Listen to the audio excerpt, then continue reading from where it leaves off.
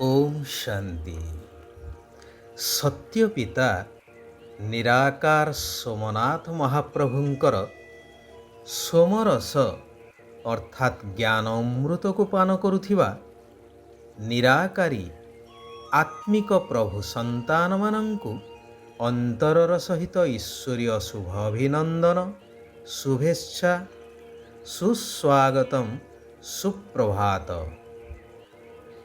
ଯେଉଁମାନେ ଆଜ୍ଞାକାରୀ ସନ୍ତାନ ହୁଅନ୍ତୁ, କର୍ମଚାରୀ ହୁଅନ୍ତୁ ବା ସେବକ ହୁଅନ୍ତୁ, ସେମାନଙ୍କୁ ସମସ୍ତେ ଆଦର କରିଥାନ୍ତି, ତାଙ୍କର ଗୁଣଗାନ ମଧ୍ୟ କରିଥାନ୍ତି। ରାମଚନ୍ଦ୍ରଙ୍କର କଥା କିଏ ବା ନ ଜାଣନ୍ତି।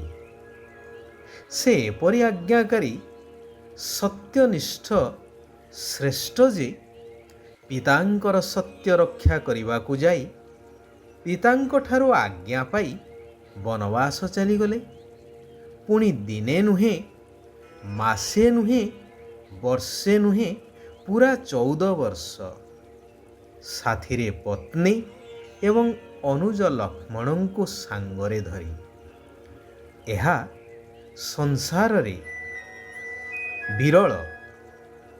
କେବଳ ତ୍ରେତୟା ଯୁଗରେ ନୁହେଁ, ପରନ୍ତୁ ପୁରା କଳ୍ପରେ ଅର୍ଥାତ୍ 4 ଯୁଗ ମଧ୍ୟରେ ଏପରି ଦୃଷ୍ଟାନ୍ତ ଆଉ କେଉଁଠାରେ ଦେଖିବାକୁ ମିଳେ ନାହିଁ।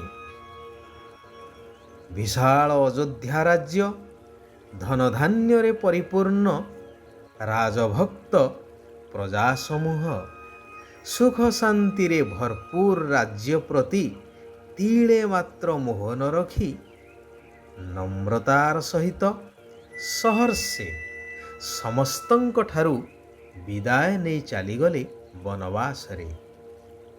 ଥରେ ମାତ୍ର ପ୍ରଶ୍ନ କରିନାହାନ୍ତି କି ପିତା ଏପରି କାହିଁକି ଆଦେଶ ଦେଉଛନ୍ତି? ଏହା ପଛରେ ପିତାଙ୍କର କ'ଣ ବିଶେଷତା ରହିଛି ବା କ'ଣ ବିବଶତା ତାଙ୍କର ରହିଛି? ଥରେ ମାତ୍ର ଚିନ୍ତା କରିନାହାନ୍ତି ଏଠାରୁ ବନକୁ ଗଲା ପରେ କିପରି ରହିବୁ, କିପରି ଚଳିବୁ? ଏ କଥା ମଧ୍ୟ ଥରେ ମାତ୍ର ଚିନ୍ତା କରିନାହାନ୍ତି। କାରଣ ତାଙ୍କୁ ଜଣାଥିଲା ପ୍ରତ୍ୟେକ ଘଟଣାର ପଛରେ କଲ୍ୟାଣ ହିଁ ଅଛି ଏବଂ ଗୁରୁଜନ ଯାହା କହୁଛନ୍ତି ବା ଯାହା ଆଜ୍ଞା ଦେଉଛନ୍ତି ତାହା ପାଳନ କରିବା ପିଲାମାନଙ୍କର କର୍ତ୍ତବ୍ୟ। ଏହା ମଧ୍ୟ ସମ୍ପୂର୍ଣ୍ଣ ବାସ୍ତବ, ଯାହା ରାମାୟଣର ଫଳାଫଳରୁ ସ୍ପଷ୍ଟ ପ୍ରମାଣ ମିଳେ। ରାମଚନ୍ଦ୍ରଙ୍କର ଏହି ଦୃଢ଼ ପଦକ୍ଷେପ ସାରା ମାନବ ସମାଜ ପାଇଁ ଏକ ବିରାଟ ଶିକ୍ଷା, ଯାହା ମଧ୍ୟ ପ୍ରତିଫଳିତ ହୋଇଥିଲା ରାମ ଭକ୍ତ ହନୁମାନଙ୍କ ଉପରେ। ମନରେ ତାଙ୍କର କେବେ ବି ସଂଶୟର ଚିହ୍ନ ବର୍ଣ୍ଣ ନଥିଲା, କାରଣ ସେ ଥିଲେ ଆଜ୍ଞାକାରୀ ପ୍ରଭୁ ଭକ୍ତ। ଶ୍ରୀରାମଚନ୍ଦ୍ରଙ୍କ ଉପରେ ପ୍ରଗାଢ଼ ବିଶ୍ୱାସ ରଖି ତାଙ୍କ ନାମକୁ ସ୍ମରଣ କରି ପ୍ରତ୍ୟେକ କାର୍ଯ୍ୟ ସହଜରେ ସିଦ୍ଧ କରୁଥିଲେ। ରାମଚନ୍ଦ୍ରଙ୍କର ଆଜ୍ଞାକୁ ପ୍ରଭୁ ପ୍ରସାଦ ଭାବି କାର୍ଯ୍ୟରେ ପରିଣତ କରୁଥିଲେ ଅଚିରେ। ମୋଟାମୋଟି ଭାବରେ କୁହାଯାଇପାରେ କି ଆଜ୍ଞାକାରୀ ସନ୍ତାନମାନଙ୍କର କର୍ତ୍ତବ୍ୟ ବା ତାଙ୍କର ଏହି ଆଜ୍ଞା ପାଳନ କରିବାର କର୍ତ୍ତବ୍ୟକୁ ଦେଖି ତାଙ୍କ ଉପରେ ସମସ୍ତଙ୍କର ଶୁଭାଶୀର୍ବାଦ ଯୋଗୁଁ ସେମାନଙ୍କର ଆତ୍ମିକ ଶକ୍ତି ବୃଦ୍ଧି ପାଇଥାଏ ଏବଂ ପ୍ରତ୍ୟେକ କାର୍ଯ୍ୟରେ ସେମାନେ ସଫଳତାକୁ ପ୍ରାପ୍ତ କରିଥାନ୍ତି।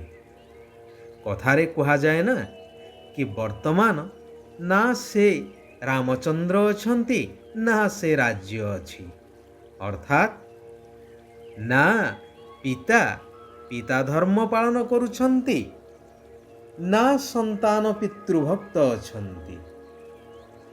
ସେଥିପାଇଁ ସତ୍ୟ ପିତା ନିରାକାର ପରମାତ୍ମା ଶିବ ଭଗବାନ କହୁଛନ୍ତି, ମଧୁର ସନ୍ତାନଗଣ, ତୁମମାନଙ୍କୁ ନିଜର ଦୈବୀ ଏବଂ ମିଠା ଚଳଣି ଦ୍ୱାରା ଭଗବାନଙ୍କର ପ୍ରତ୍ୟକ୍ଷତା କରିବାକୁ ହେବ। ସମସ୍ତଙ୍କୁ ଶିବ ବାବାଙ୍କର ବାସ୍ତବିକ ଜ୍ୟୋତି ସ୍ୱରୂପର ପରିଚୟ ଦେଇ ଭବିଷ୍ୟ ଦୈବୀ ସମ୍ପତ୍ତିର ଅଧିକାରୀ କରାଇବାକୁ ହେବ। ଏହା ହିଁ ସତ୍ୟ ପିତାଙ୍କର ତାଙ୍କର ସତ୍ୟନିଷ୍ଠ ସନ୍ତାନମାନଙ୍କ ପ୍ରତି ଆଜ୍ଞା। ଯେଉଁମାନେ ଏହାକୁ ଆନ୍ତରିକତାର ସହିତ ପାଳନ କରିଥାନ୍ତି ସେହିମାନେ ହିଁ ଭବିଷ୍ୟ ସତ୍ୟଯୁଗୀ ସ୍ୱର୍ଗ ରାଜ୍ୟରେ ଉଚ୍ଚ ପଦର ଅଧିକାର ପ୍ରାପ୍ତ କରିଥାନ୍ତି। ସେଥିପାଇଁ ପ୍ରଥମେ ନିଜକୁ ଜ୍ୟୋତିର୍ବିନ୍ଦୁ ଆତ୍ମନିଶ୍ଚୟ କରିବା ଆବଶ୍ୟକ। ଯେଉଁମାନେ ଦେହୀ ଅଭିମାନୀ ଅର୍ଥାତ୍ ଆତ୍ମ ଅଭିମାନୀ ସେମାନେ ବହୁତ ମିଠା ଏବଂ ସ୍ନେହୀ ହୋଇଥିବେ। ସେମାନେ ଭଗବାନଙ୍କର ଶ୍ରୀମତ ଅନୁସାରେ ସଠିକ୍ ଭାବରେ ଚାଲିବେ। କେବେ କୌଣସି ବି କାର୍ଯ୍ୟ ପାଇଁ ବାହାନା କରିବେ ନାହିଁ। ସର୍ବଦା ଆଜ୍ଞାକୁ ପାଳନ କରି ଚାଲିବେ। କେବେ ହେଲେ ମନା କରିବେ ନାହିଁ। ଯେବେ କି ଦେହ ଅଭିମାନୀ ବା ଦେହ ଅହଙ୍କାରୀମାନେ ଭାବନ୍ତି ଯେ ଏହି କର୍ମ କଲେ ମୋର ସମ୍ମାନ କାଳେ ଚାଲିଯିବ, ମୋର କାଳେ କ୍ଷତି ହୋଇଯିବ, ମୋର ଶରୀର ଅସୁସ୍ଥ ହୋଇଯିବ ଇତ୍ୟାଦି। କିନ୍ତୁ ଆତ୍ମ ଅଭିମାନୀ ସର୍ବଦା ଭଗବାନଙ୍କର ନିର୍ଦ୍ଦେଶ ଅନୁସାରେ ଚାଲିବେ।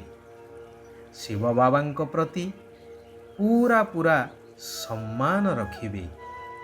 କେବେ ହେଲେ କ୍ରୋଧରେ ଆସି ବାବାଙ୍କର ଅବଜ୍ଞା କରିବେ ନାହିଁ। ସେମାନଙ୍କର ନିଜର ଦେହ ପ୍ରତି ମଧ୍ୟ ଆକର୍ଷଣ ନଥିବ। ଶିବ ବାବାଙ୍କର ୟାଦ ବା ସ୍ମୃତି ଦ୍ୱାରା ନିଜର କଲ୍ୟାଣ କରିଚାଲିବେ। କୌଣସି କଥାକୁ ଅକଲ୍ୟାଣ ହେବାକୁ ଦେବେ ନାହିଁ। ସେଥିପାଇଁ ଉତ୍ତମ ଜ୍ଞାନୀ ଆତ୍ମାମାନଙ୍କର ସର୍ବଦା ସଙ୍ଗ କରିବାକୁ ହେବ। ଦେହ ଅଭିମାନୀମାନଙ୍କର ସଙ୍ଗଠାରୁ ବହୁତ ଦୂରରେ ରହିବାକୁ ହେବ। ଶିବ ବାବାଙ୍କ ଦ୍ୱାରା ଏହି କଲ୍ୟାଣକାରୀ ପୁରୁଷୋତ୍ତମ ସଙ୍ଗମ ଯୁଗରେ ସ୍ଥାପିତ ଜ୍ଞାନ ଯଜ୍ଞର ବହୁତ ସ୍ନେହର ସହିତ ସ୍ୱଚ୍ଛ ହୃଦୟର ସହିତ ଦାୟିତ୍ୱ ବହନ କରିବାକୁ ହେବ। ଶିବ ବାବା କହୁଛନ୍ତି, ଜ୍ଞାନ, ଗୁଣ ଏବଂ ଶକ୍ତି ଗୁଡ଼ିକରେ ସମ୍ପନ୍ନ ହୋଇ ଦାନ କରୁଥିବା ମହାଦାନୀ ହୁଅ।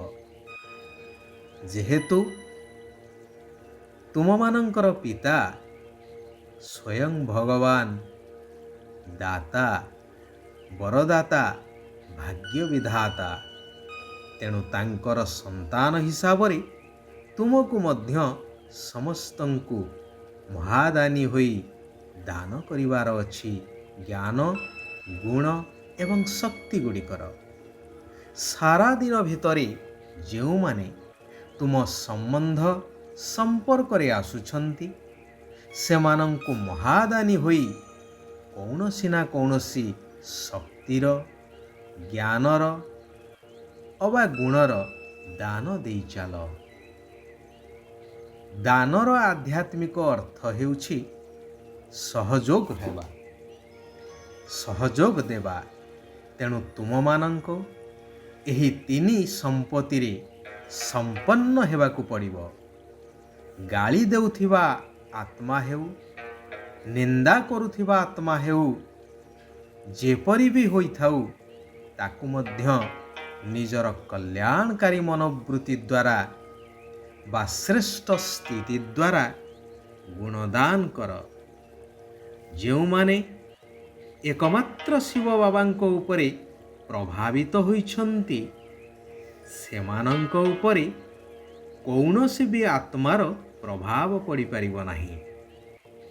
ଆଚ୍ଛା, ସାରା ବିଶ୍ୱର ଆତ୍ମାମାନଙ୍କର କଲ୍ୟାଣ ହେଉ ସମସ୍ତେ ସୁଖ ଆଉ ଶାନ୍ତିର ଅନୁଭବ କରନ୍ତୁ। ଓମ୍ ଶାନ୍ତି। ଓମ୍ ଶାନ୍ତି। ଓମ୍ ଶାନ୍ତି।